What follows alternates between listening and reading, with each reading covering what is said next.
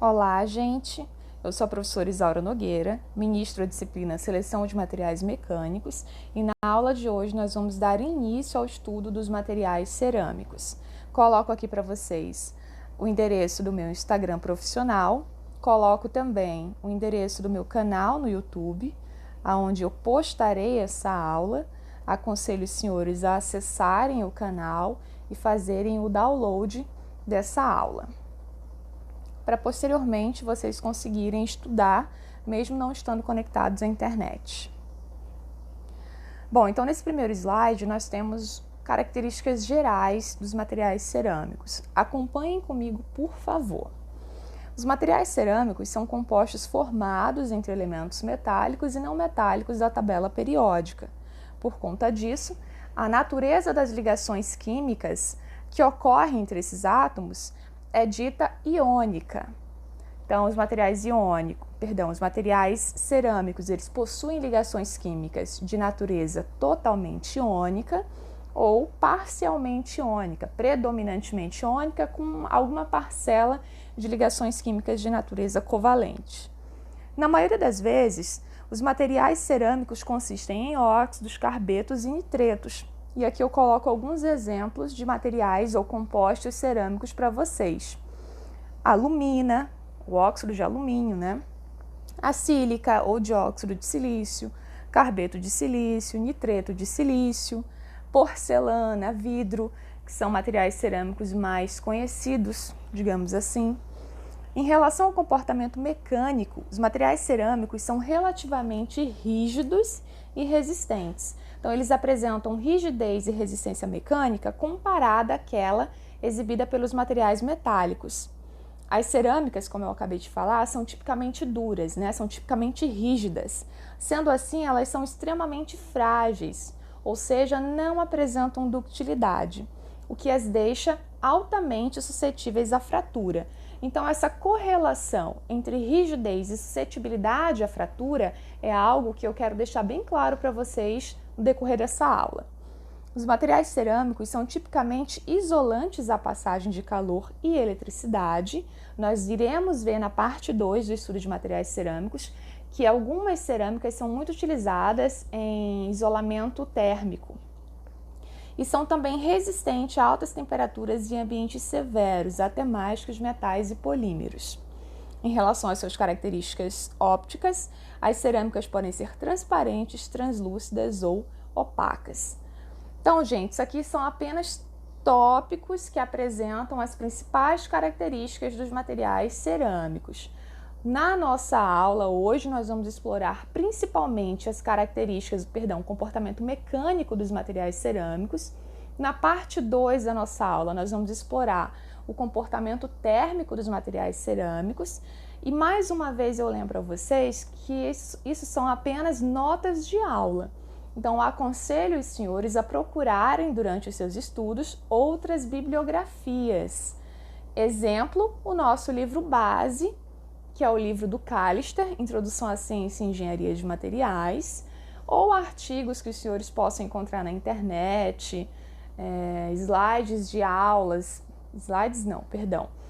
materiais de aulas de outras universidades, tá? Tudo isso para ampliar o conhecimento de vocês a respeito do tema. Então, nós temos no estudo dos materiais cerâmicos aquelas cerâmicas ditas tradicionais e as cerâmicas avançadas. Acompanhem comigo. As cerâmicas tradicionais, que vocês podem ver aqui do lado esquerdo, são aquelas que são utilizadas em aplicações não tão tecnológicas, digamos assim, como, por exemplo, louça sanitária, os tijolos, as telhas vermelhas, as manilhas, que são esses tubos de concreto, a louça que nós utilizamos na nossa casa, aquela porcelana utilizada em artesanato, ladrilho, tudo isso são as cerâmicas consideradas tradicionais. E aí eu peço que vocês, já de posse dos slides de aula, olhem ali no rodapé, nas anotações, porque eu sempre coloco informações interessantes ali. Então, as cerâmicas tradicionais,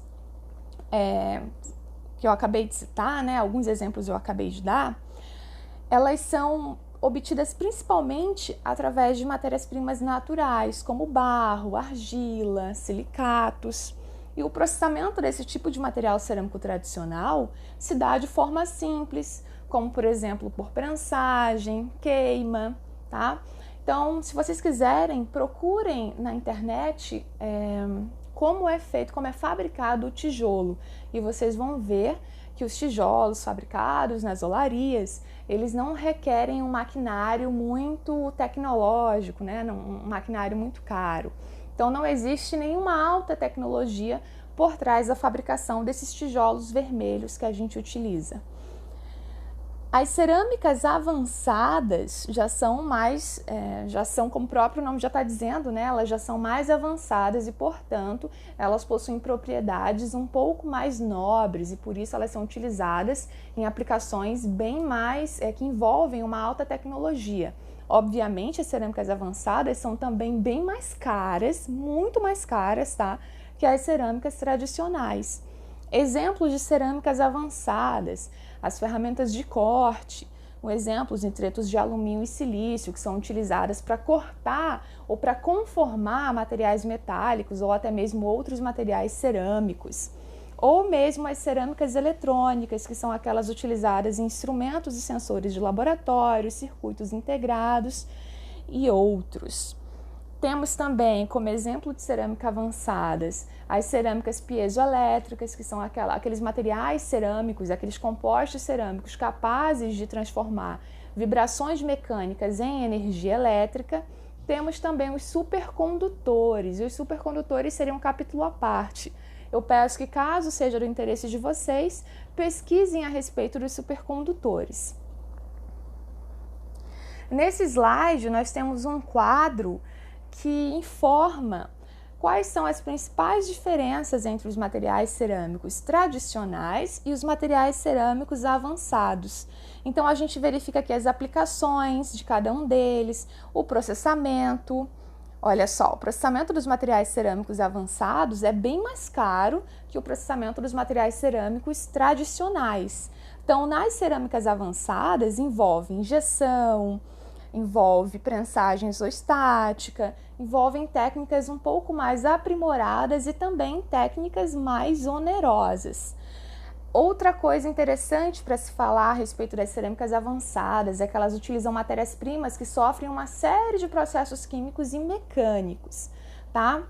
Elas também são obtidas através de forma sintética. Então, só para deixar bem claro a diferença das cerâmicas tradicionais para as cerâmicas avançadas.